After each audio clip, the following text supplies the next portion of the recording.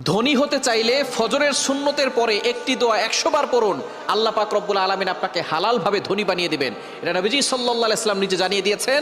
মুসনাদে আহমদের হাদিস, তাবরানী শরীফের হাদিস। নবীজি সাল্লাল্লাহু আলাইহি ওয়াসাল্লাম জানিয়ে দিয়েছেন চমৎকার একটি ছোট্ট দোয়া, ছোট্ট একটি বাক্য। নবীজি সাল্লাল্লাহু আলাইহি ওয়াসাল্লাম বলেছেন, এই সময় যদি এই বাক্যটা 100 বার পড়া হয়, আল্লাহ পাক রব্বুল আলামিন তাকে হালালভাবে ধনী বানিয়ে দিবেন। দোয়াটি করবেন কখন? ফজরের নামাজের সময়, 2 রাকাত সুন্নতের পরে, ফরজের আগে। মনে রাখবেন, আজানের পরে, একামতের আগে এই সময়টা আমরা অনেকেই মসজিদে গিয়ে চুপচাপ করে বসে থাকি। আপনি এই সময় আল্লাহর কাছে দোয়া করবেন। তো এই সময় দোয়া করলে আল্লাহ তাআলা সেই দোয়াটা কবুল করে নেন। আর দোয়া লা ইউরাদ্দু বাইনাল আযানি ওয়াল ইকামা, তিরমিজি শরীফের হাদিস, আবু দাউদ শরীফের হাদিস। আজান ও একামতের মাঝখানে দোয়া করলে সেই দোয়াটা কবুল ফিরিয়ে দেওয়া হয় না, সেই দোয়া কবুল করা হয়।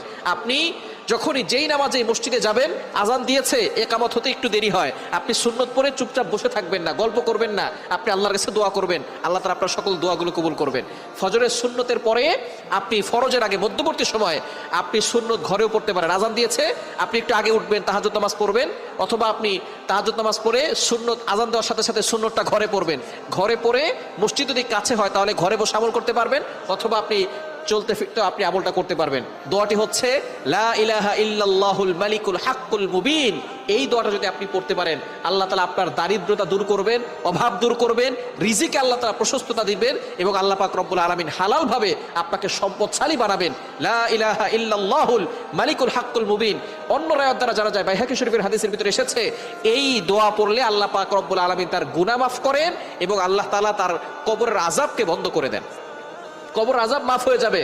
লা ইলাহা ইল্লাল্লাহুল মালিকুল হাক্কুল মুবিন, কবর আযাব বন্ধ হবে। এটা বাইহাকী শরীফের ভিতরে এসেছে।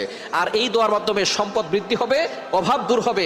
এটা মুসনাদে আহমদের হাদিস এবং তাবরানী শরীফের ভিতরে এসেছে। সুতরাং আপনি আমলটি করতে পারেন ফজরের নামাজের সময়, 2 রাকাত সুন্নতের পরে, ফরজের আগে, মধ্যবর্তী সময়ে 100 বার পড়বেন লা ইলাহা ইল্লাল্লাহুল মালিকুল হাক্কুল মুবিন। 100 বার পরে আল্লাহর কাছে দোয়া করবেন, দেখবেন আল্লাহ তাআলা আপনার সকল চাওয়া পাওয়াগুলো কবুল করবেন। মনে